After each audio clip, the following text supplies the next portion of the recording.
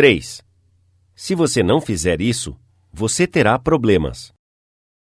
No ano de 1898, uma coisa trágica aconteceu em Rockland County, Nova York. Uma criança morreu e, nesse dia em particular, os vizinhos estavam se preparando para ir ao funeral. Jim Farley saiu ao celeiro para desamarrar o seu cavalo. O chão estava coberto de neve, o ar estava frio e cortante. O cavalo não tinha se exercitado por dias, e quando ele estava sendo levado ao bebedouro, ele começou a brincar e com as duas patas deu um coice no ar e matou Jim Farley. Então, o pequeno vilarejo de Stony Point teve 2 funerais naquela semana, ao invés de um. Jim Farley deixou para trás uma viúva e 3 filhos, e algumas centenas de dólares em seguros.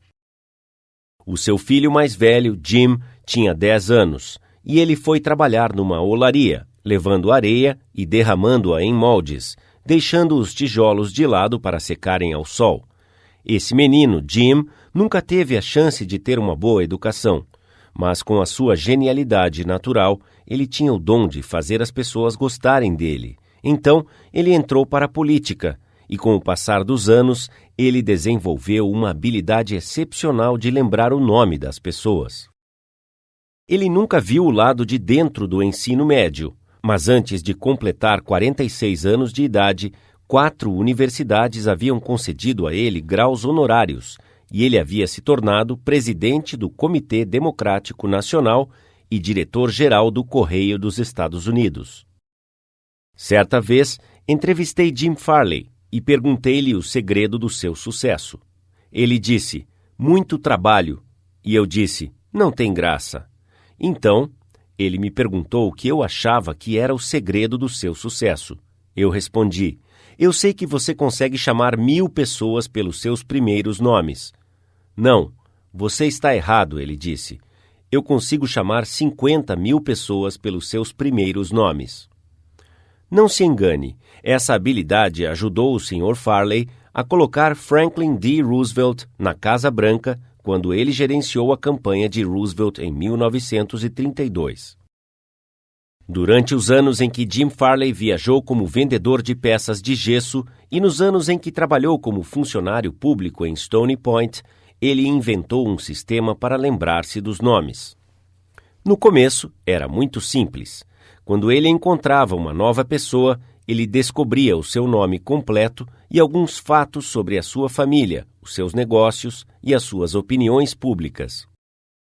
Ele organizava bem todos esses fatos em sua mente como parte de uma figura, e na próxima vez que ele encontrava aquela pessoa, mesmo se fosse um ano mais tarde, ele podia cumprimentá-la, perguntar sobre a sua família e perguntar sobre as codornas no quintal. É por isso que ele teve muitos fãs. Durante meses, antes do início da campanha de Roosevelt para presidente, Jim Farley escreveu centenas de cartas por dia para as pessoas de todos os estados do Oeste e Noroeste. Então, ele pulou num trem e em 19 dias ele cobriu 20 estados e 12.000 milhas e viajou de buggy, trem, automóvel e barco. Ele entrava numa cidade, encontrava os seus conhecidos no almoço ou café da manhã, no chá da tarde ou no jantar e conversava com eles de coração para coração. Depois, ele corria novamente e prosseguia em sua viagem. Assim que ele chegou de volta ao leste, ele escreveu para todas as pessoas que havia encontrado em cada cidade que havia visitado, pedindo-lhes uma lista dos convidados com quem ele havia falado. A lista final continha milhares e milhares de nomes, e mesmo assim, cada pessoa naquela lista teve a alegria de receber uma carta pessoal de James Farley. Estas cartas começavam com Prezado Bill ou Prezada Jane, e eram sempre assinadas por Jim. Jim Farley descobriu cedo na vida que a maioria das pessoas está mais interessada em seu próprio nome do que em todos os outros nomes juntos sobre a face da terra. Lembre-se daquele nome e simplesmente o chame, e você terá feito um elogio sutil e muito eficiente. Mas esqueça-o ou escreva-o incorretamente e você se coloca em grande desvantagem. Por exemplo, uma vez eu organizei um curso sobre como falar em público em Paris e enviei cópias de formulários aos americanos residentes naquela cidade. Digitadores franceses, com pouco conhecimento aparente da língua inglesa, preencheram os nomes e naturalmente cometeram erros.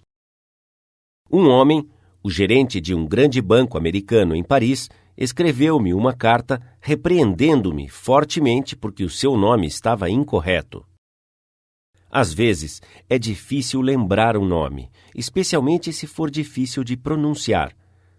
Ao invés de tentar aprendê-lo, muitas pessoas o ignoram ou chamam aquela pessoa por um apelido fácil. Sid Levy visitou um cliente muitas vezes, cujo nome era Nicodemos Papadoulos. A maioria das pessoas simplesmente o chamava de Nick. Levy nos contou: fiz um esforço especial para repetir o seu nome diversas vezes em voz alta antes de fazer a minha visita. Quando eu o cumprimentei pelo nome completo, "Boa tarde, Sr. Nicodemos Papadoulos", ele ficou chocado. Ele demorou em responder pelo que pareciam vários minutos. Finalmente, ele disse com lágrimas nos olhos: "Sr. Levy, nos 15 anos em que eu estive neste país, ninguém sequer fez o mínimo de esforço em me chamar pelo meu nome correto." Qual foi o motivo do sucesso de Andrew Carnegie? Ele foi chamado de o Rei do Aço, mesmo não sabendo muito sobre a fabricação do aço. Centenas de pessoas trabalhavam para ele, e elas sabiam mais sobre aço do que ele, mas ele sabia como lidar com as pessoas, e foi por isso que ele ficou rico.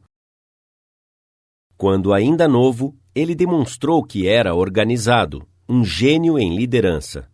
Quando ele tinha 10 anos de idade, ele também descobriu que as pessoas dão uma importância surpreendente ao seu próprio nome. E ele usou essa descoberta para obter cooperação. Apenas uma ilustração. Quando ele ainda era menino na Escócia, ele pegou um coelho que era fêmea. Em pouco tempo, ela teve uma ninhada de pequenos coelhos, e ele não tinha nada para alimentá-los. Mas ele teve uma ideia brilhante. Ele falou aos meninos e meninas da vizinhança que se eles conseguissem trevos e folhas de dentes de leão suficientes para alimentar os filhotes, ele batizaria os coelhinhos com os seus nomes. O plano funcionou como mágica, e Carnegie nunca se esqueceu disso. Anos mais tarde, ele ganhou milhões, usando a mesma psicologia nos negócios. Por exemplo, ele queria vender trilhos de aço para a Pennsylvania Railroad. J. Edgar Thomson era o presidente da Pennsylvania Railroad naquela época. Então, Andrew Carnegie construiu uma enorme usina siderúrgica em Pittsburgh e a chamou de Edgar Thomson Steel Works. Aqui está um enigma. Veja se você consegue adivinhar. Quando a Pennsylvania Railroad precisava de trilhos de aço, onde você acha que J. Edgar Thomson os comprava? Da Sears? Roebuck? Não. Você errou. Adivinhe novamente. Quando Carnegie e George Pullman estavam batalhando um contra o outro pela supremacia nos vagões-leito, o Rei do Aço novamente se lembrou da lição dos coelhos. A Central Transportation Company, controlada por Andrew Carnegie, estava lutando contra a empresa de propriedade de Pullman. Os dois estavam se esforçando para conseguir os negócios dos vagões-leito da Union Pacific Railroad, acabando um com o outro, abaixando os preços e destruindo toda a chance de lucro. Carnegie e Pullman haviam ido a Nova York para encontrar os diretores da Union Pacific. Certa noite, em uma reunião no Hotel St. Nicholas, Carnegie disse: "Boa noite, Sr. Pullman. Você não acha que estamos agindo como dois tolos?" "Como assim?" Pullman perguntou. Então, Carnegie expressou o que ele tinha em mente: uma fusão de seus interesses. Ele destacou as vantagens mútuas de trabalharem juntos, ao invés de trabalharem um contra o outro. Pullman ouviu atentamente, mas ainda não estava completamente convencido. Finalmente, ele perguntou: "Como chamaríamos a nova empresa?" E Carnegie respondeu imediatamente: "Pullman Palace Car Company, é claro." O rosto de Pullman brilhou. Venha ao meu quarto, ele disse. Vamos conversar a respeito. Essa conversa fez parte da história industrial. Esta política de lembrar e honrar os nomes de seus amigos e parceiros de negócios era um dos segredos da liderança de Andrew Carnegie.